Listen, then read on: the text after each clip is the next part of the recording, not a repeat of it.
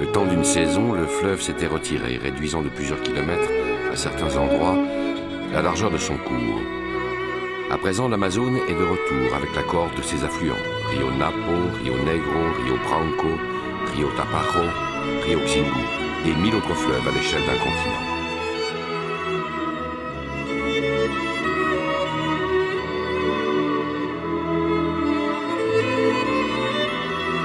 Il faut rappeler que l'Amazonie est composée de 3 écosystèmes. Les igapos, ou terres inondées en permanence, les terras firmes, ou terres toujours à sec, et les varzeas, ou terres périodiquement inondées. En Amazonie, certaines essences d'arbres passent les premières années de leur vie dans l'eau, et seule leur fête émergera au gré des flux et reflux du fleuve.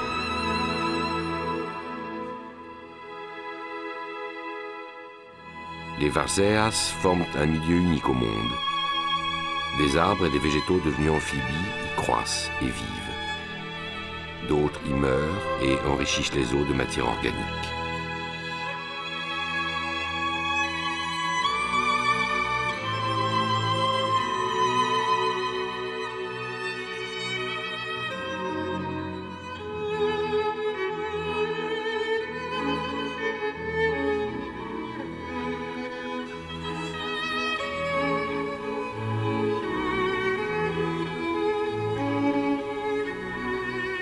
Dans les zones marécageuses, permanentes ou temporaires, l'eau règne désormais sans partage.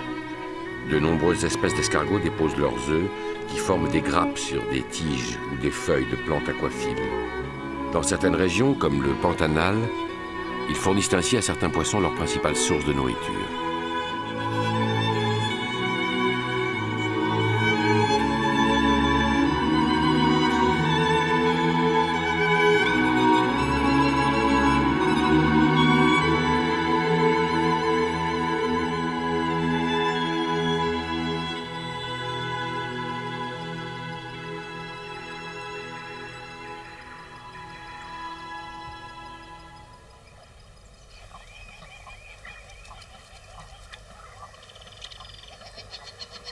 Foulant le tapis des jacinthes et des nénuphars qui prolifèrent sur la boue des berges des marécages, un jeune capybara broute paisiblement.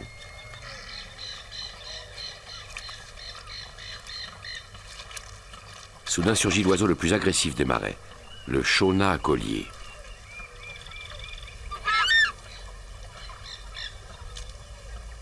Le Shona se distingue par son cri claironnant et par sa peau sous laquelle sont emprisonnés des milliers de bulles d'air, lesquelles améliorent son aptitude à flotter. Bien que ses pattes soient dépourvues de palmes, le Shona se déplace dans les prairies de jacinthe en seigneur querelleur et primitif.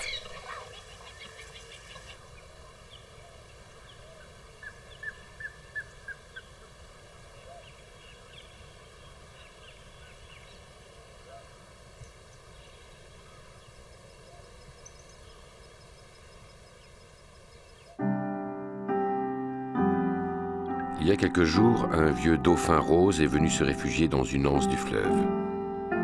Chan est un vieillard arrivé au soir de sa vie. Son corps porte les cicatrices du temps qui blessent et qui meurtrit.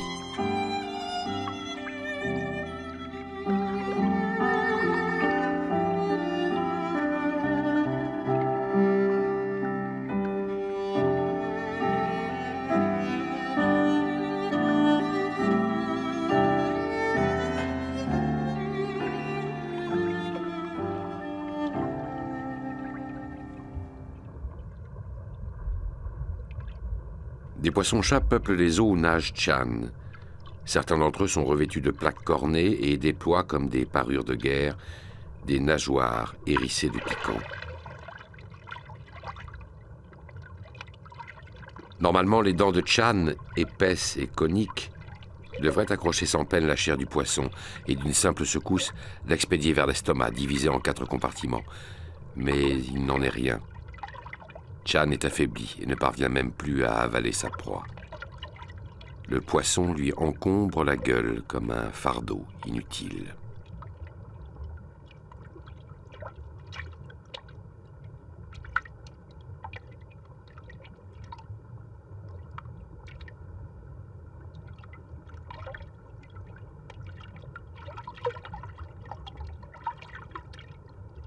Chan échoue à coordonner ses mouvements et laisse tomber son repas. Le dauphin rose d'Amazonie est presque aveugle. À quoi serviraient de bons yeux quand il faut la moitié du temps nager dans des eaux troubles? C'est à l'aide de son sonar qu'il cherche l'écho de sa proie, mais en vain. Du bout du nez, il fouille le sable et finalement renonce. Il est trop tard. Sa vigueur s'est enfuie.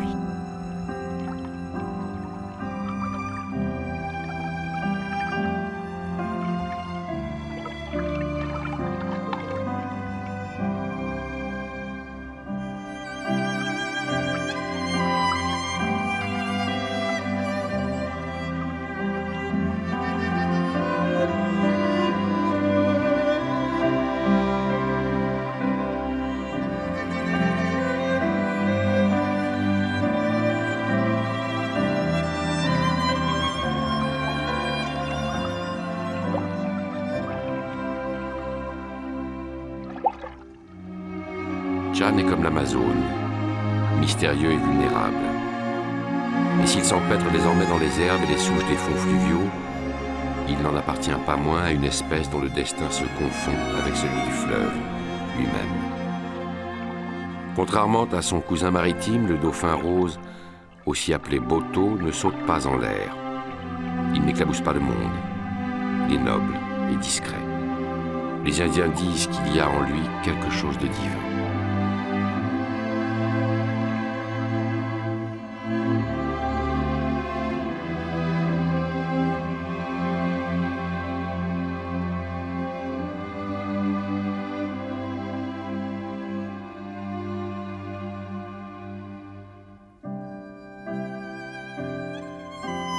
Affaibli par la faim, épuisé d'avoir tant vécu, Chan se repose un instant au fond du fleuve. Toutes les 30 ou 40 secondes en moyenne, il lui faut remonter à la surface.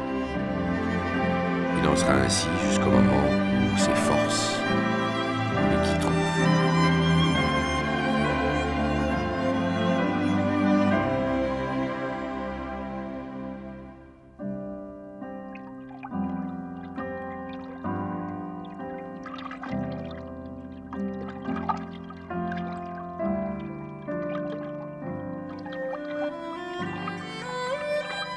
Pour l'instant, une fois encore, Chan se glisse dans la tiédeur du fleuve d'ombre et se confond avec lui.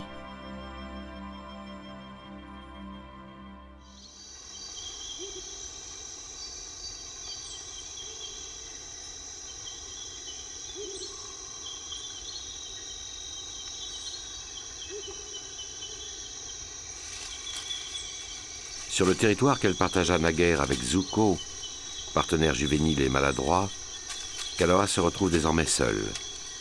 Ainsi qu'il est de règle chez les jaguars, le mâle s'en est allé après l'avoir fécondé.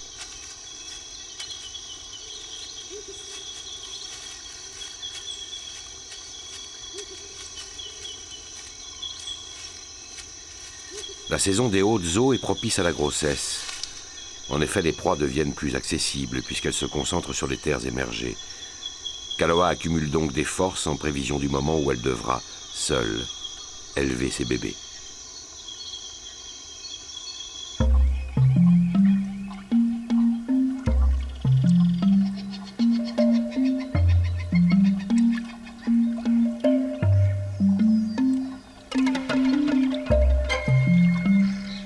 Les faveurs que le fleuve accorde aux uns sont une malchance pour les autres.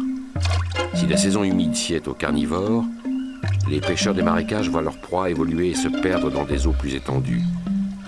Les capturer requiert alors une application plus minutieuse et davantage de vivacité.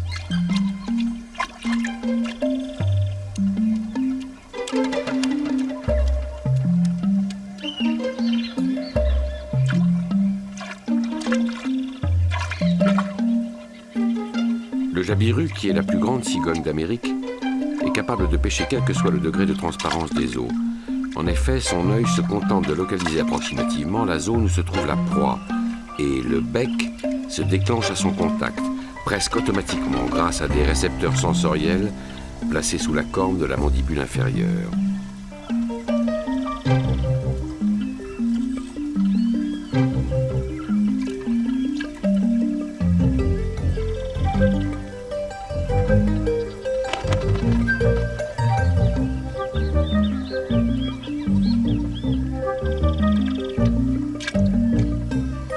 Des aigrettes friandes comme eux de crustacés, batraciens et poissons paraissent défier les jabirus. Elles se déplacent sur les mêmes plans d'eau en quête de proie qu'elles délogent de leur cachette en piétinant la vase.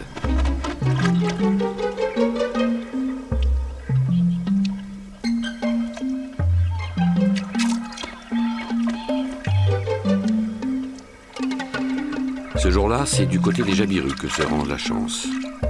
Demain, peut-être, pour les aigrettes, les eaux seront plus généreuses.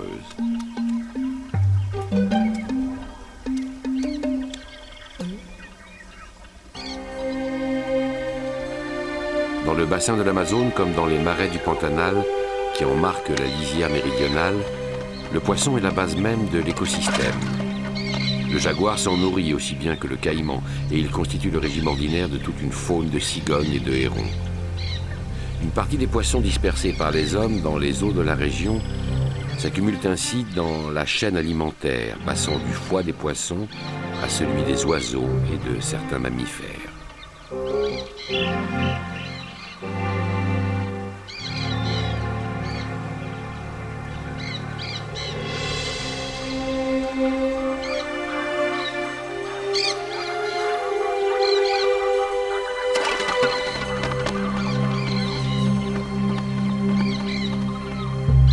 Quand l'aigrette a enfin capturé un poisson, sa tâche ne fait parfois que commencer. En effet, il lui faut encore parvenir à l'avaler, ce qui peut constituer un exercice de haute école.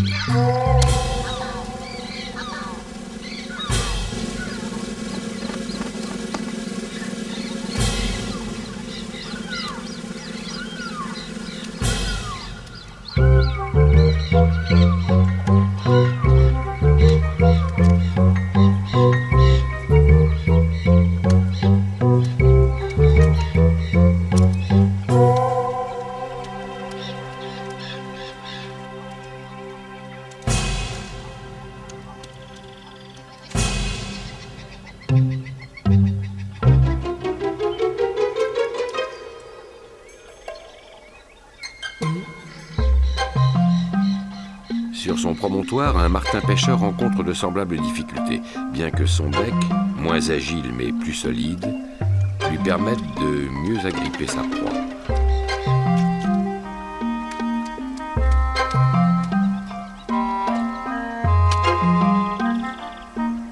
De peur que son poisson ne s'agite encore, rendant sa tâche malaisée, l'oiseau l'assomme sur une branche avec, par excès de précaution, une violence superflue.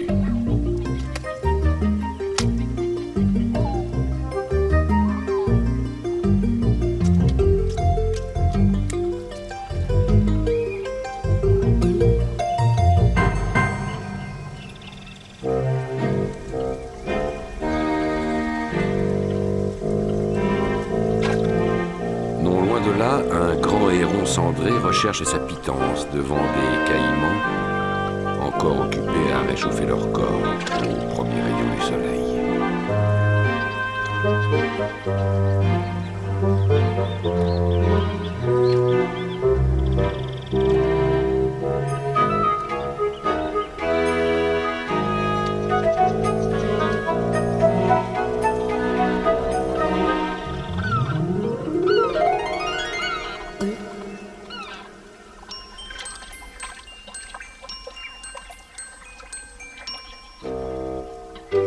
Pour pêcher, le tantale d'Amérique plonge sa tête dans l'eau jusqu'au ras des yeux.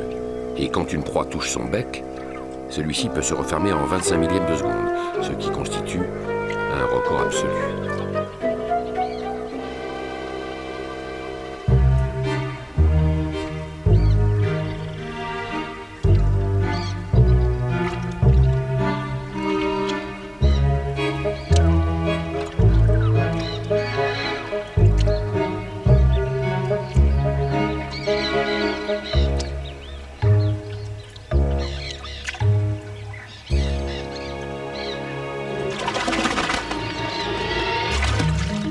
C'est à présent au cormoran de mesurer à ses dépens à quel point la nature a fait le poisson lisse et glissant et l'a doté quant à lui de peu de dons pour l'acrobatie.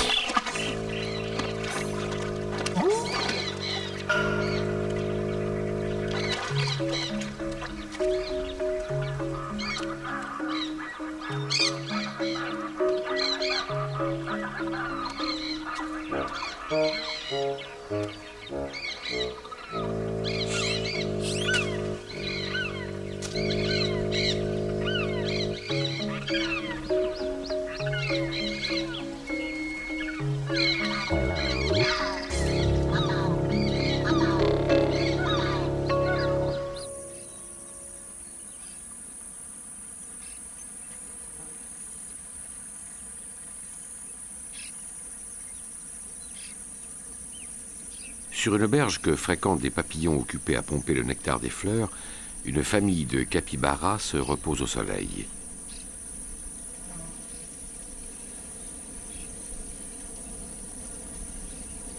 Il n'existe au monde aucun rongeur plus gros que le capybara. L'animal se tient toujours en zone humide car il apprécie par-dessus tout les plantes aquatiques.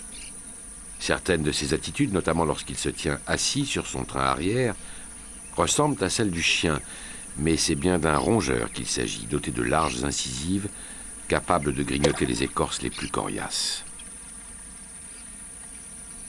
Reconnaissable notamment à son casque de cuir rouge au-dessus du bec, un jacana déambule.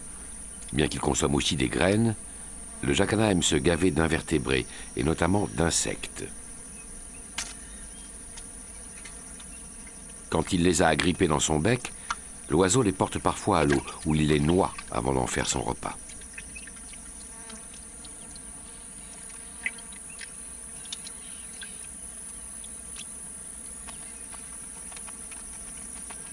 Le jacana sait que la fourrure des mammifères constitue un garde-manger riche en vermine, mais sa participation au déparasitage n'est pas toujours appréciée à sa juste valeur.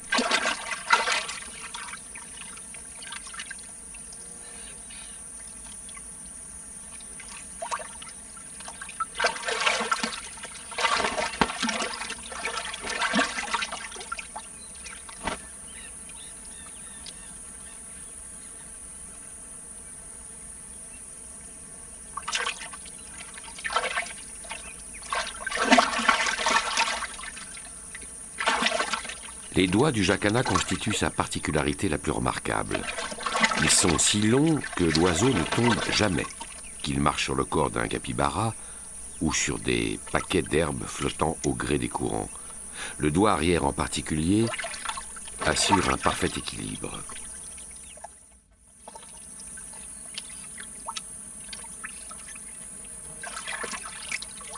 Importunés par le jacana mangeur de parasites, les capybaras décident de déserter leur aire de repos et de changer de rive.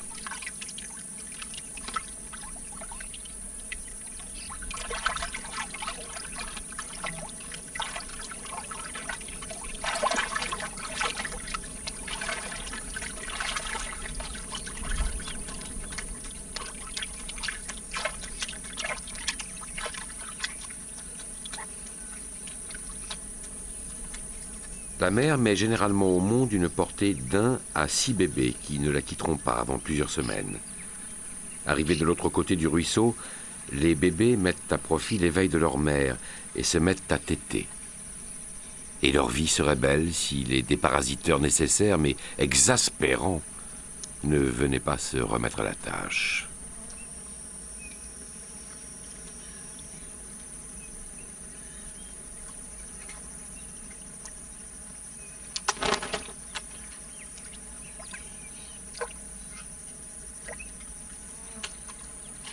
La famille au complet semble faire front à l'adversaire, mais en réalité c'est vers l'eau qu'elle se dirige, espérant sans doute en vain y trouver un refuge ou éviter la piqûre de l'insupportable oiseau.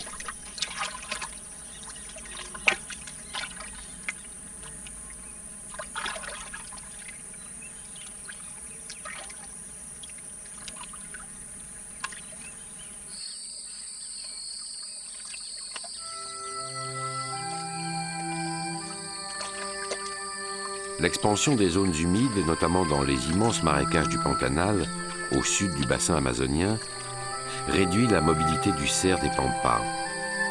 Contraint à la disgrâce de patauger dans des boues où s'enfonce son pied, l'animal, naguère si élégant, n'est plus qu'un marcheur pâteau et malhabile.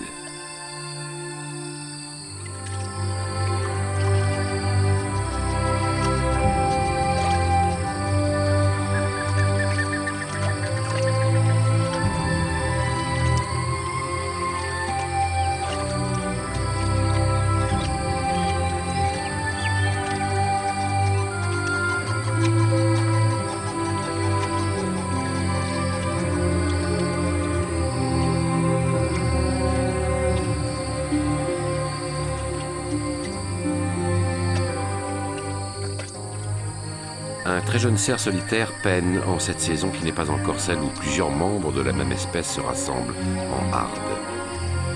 Ces prairies coutumières sont inondées. Les herbes dont il se nourrit et qu'il rumine se raréfient. Il lui faut aller les brouter au milieu de la fange.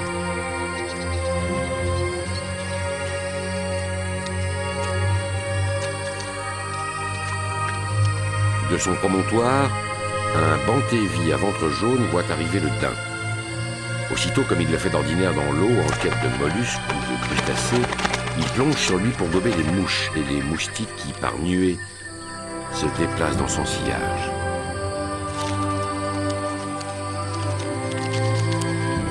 Le bantévi agace le daim, mais ici, le vrai danger s'appelle jaguar, puma, oslo. Pour l'en prémunir, la nature a donné aux cerfs des pampas des oreilles démesurées dont les pavillons très mobiles peuvent localiser la source du moindre bruit et d'un odorat capable de capter à plusieurs centaines de mètres de distance l'haleine d'un fauve.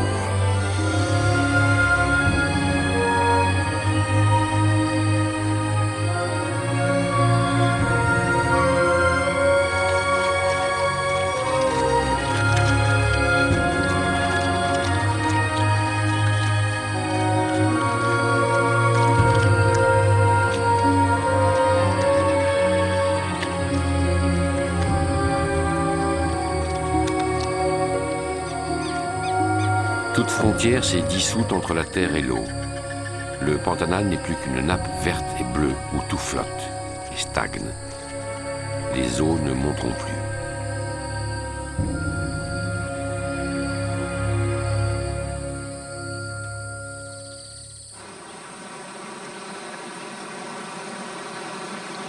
Du plus grand au plus petit, les affluents de l'Amazone s'ébrouent, éclaboussant d'écume les lisières de la forêt.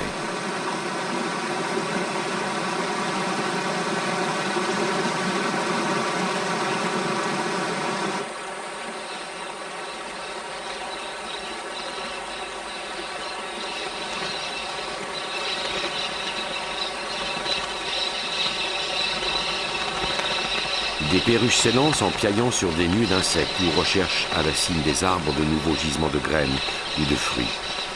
Le feu d'artifice de leur envol explose comme il s'éteindra, soudainement.